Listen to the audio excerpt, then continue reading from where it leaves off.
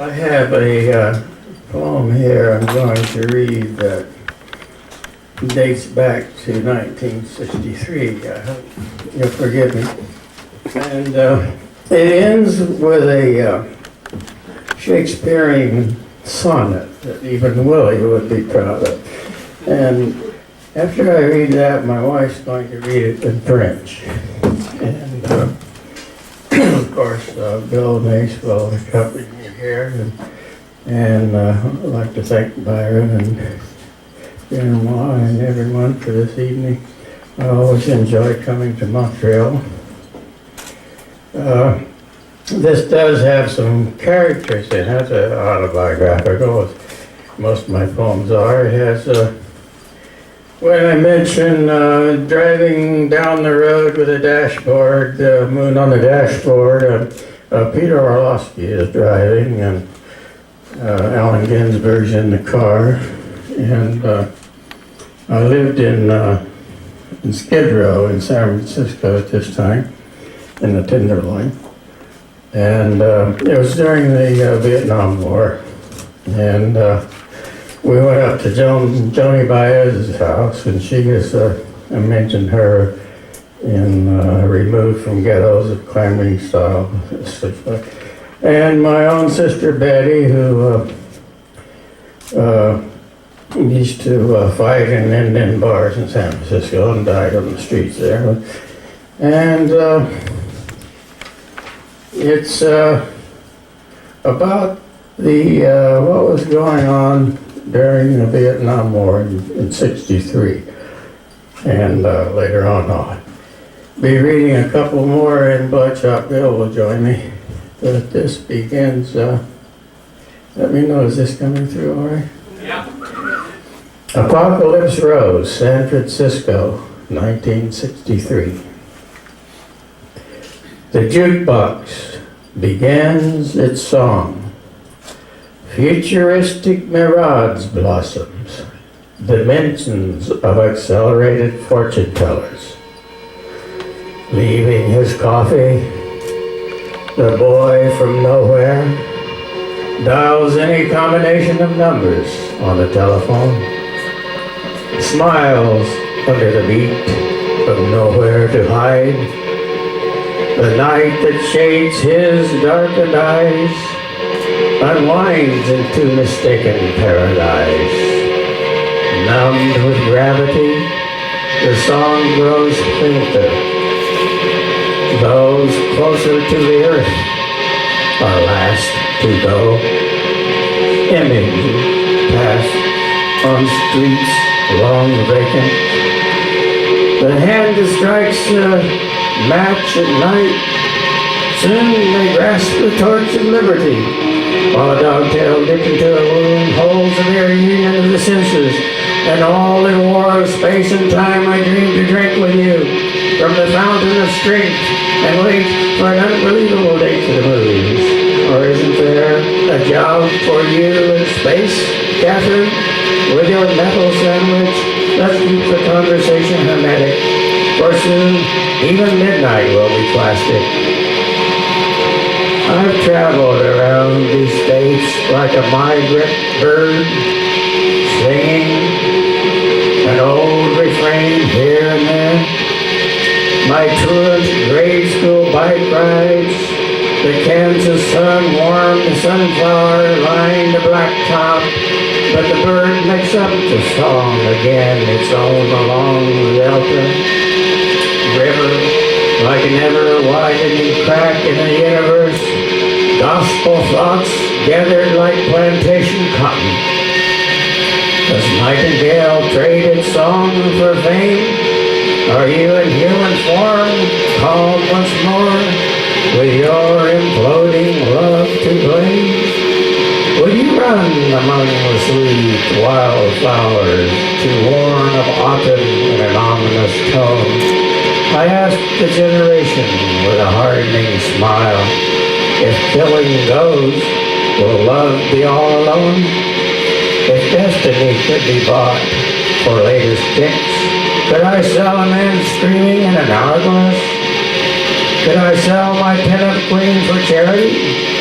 Tell me, my burning rose, about all this. Tell me in words I cannot understand. Because if I do, I will cry to hear myself above all others, and crush you in a fabulous evening. Then go to my room and rinse my hair in cream rinse and think of pill-day Cadillacs with continental spares and chrome rear ends, undercoatings of violet lace, and read custom car magazines far into the night. Dreams of billfolds full of money, nightmares of conspiracies.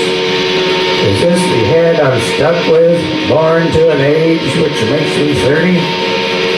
Or I may see a laborer in the sun who dreamed he was a poet and wandered over a hill to a shining city. There he peeks into the final version of himself and remembers the love songs of warm bosom singers, as in the days of dying and rebirth, melting in the wilderness of armor, trembling in fear when the doors flew open, when poet ran around the globe, collecting love and rage and tongue, anointed with hair oil, infiltrating the last detail of the universe, gold coins pouring down the street, before you ran up your hill in ecstasy, removed from ghettos of clamoring style, asleep in the dawn pale fissures. The boy dreams of nights in KC, junior gangsters, jazz and Mr. B. Collars, Chuck Berry, Bill Haley, and Elvis singing. I'm over here, of course, melting in war stories, playing a sweet, mournful tune on a hollow flute made from the bones of dead junkies. I'm singing a great speckled bird under the streetlights in New York City. Now I'm here, staring out a window, people moving about, trying to tell each other something. Put your raincoat on. Do you want to go next? How long since I saw you and got that old feeling? I can hear Chet Baker singing it. I get along without you very well, except when we, yeah, that's total recall. Can we go somewhere and talk through the ether? Remember the shack on North Main, night in December, soft rain and fog? I had the death throes in my hands and every road of life pours down. And you trying to help me and not go under yourself. Seemed lightning in a far-off storm. Followed the road of those before me to the west. Arlo with your name and so. Tonight I ride in the beautiful mountains in a ragged chartreuse ford. Under the moon with heaven close to earth, a winding road and sounds of cymbals and chants and songs like wildflower and moon over Alabama. Julio chuckling privately at blue cows in the pastures. Moon on the dashboard like a flower.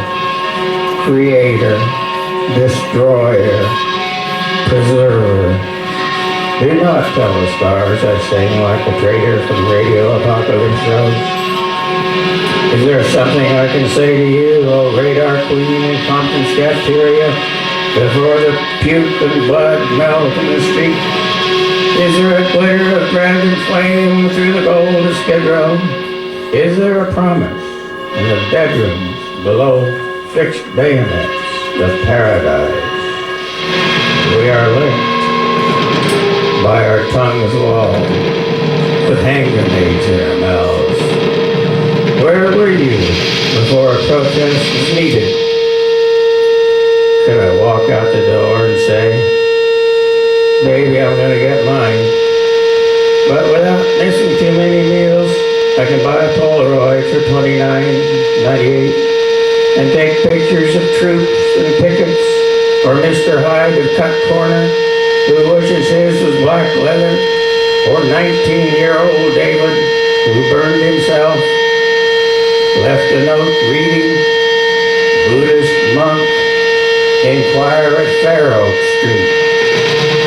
I die for all mysterious things, or the blind on Market Street, or the man with no legs, perhaps no ears to panorama them now. Would you be cruel if you spent a life carrying Venus to Mars with a light in your head? While under the bridge of forgotten gold, Betty throws a wine bottle against the wall, and a wino stacked in a bed of cardboard, dead for many months smelling. More cardboards were piled on him, and more winos slept on top of him, for many months smelling. When the police dug him out, they said he was crushed like a rose in a Bible. The rose that summer held and gave again has grown, formed, and reappearing new. Sometimes flowers bloom in spring, unaware of what the summers bring. From now on, today is the most beautiful. Planters have struck against the ground. Grain is overheard by the melon side of night. The rose is faded in the mirror. Whatever else can often be. I'm over here again, but the windmills chop the sky. Are you still there? With spying creators playing to streetlights, turned on too soon to clairvoyant blue. Break the mind trap in time's stigmata. Call back the runaway climax from the speed of Christmas squared, because you seem to know too much just beyond the conversation. So let's walk down Market Street, where your outline changes in the mercury of your flaming youth, under the marquees on the meat block, where teenage hustlers cruise. We walk past an old newsreel of Dillinger. He smiles. On the right side of his face, you say, like Bogart. Your voice in the fog, lights on the street. The rose that summer held and gave again has grown your form in reappearing dew. Preserved the fragrance of that time began, when seeds were drops of love and rose red hue. But sweet life must nourish on such sorrow, as each dying makes some in blossom through. The blood that fell on each tomorrow. And you saw this as I was watching you, under the influence of all your stars, in mirrors of your galaxies of blue. The hero and his love became your scars, but this rose picked could not be picked anew, to measure you and me in full disguise. I lay beside our rose of paradise. Thank you.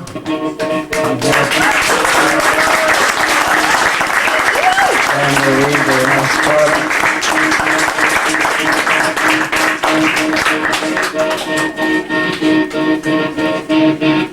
La rose, cet été, a ténu et offert encore, a grandi pour épouser ta forme dans le retour de la rosée.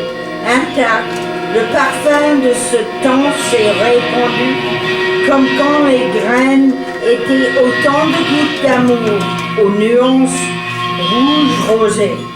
Mais la vie douce doit se nourrir d'un tel chagrin, car du son que tout mort fait couler sur chaque nouveau lendemain, d'autres hommes fleurissent. Tu l'as bien vu, tandis que je te regardais, sous l'influence de toutes tes étoiles, dans les miroirs de tes galaxies de bleu, le héros et son amour sont devenus tes cicatrices, mais une fois cueillie, cette rose ne pouvait plus l'être. Pour nous mesurer, toi et moi, en un artifice, je me couche alors au pied de notre rose du paradis. Merci.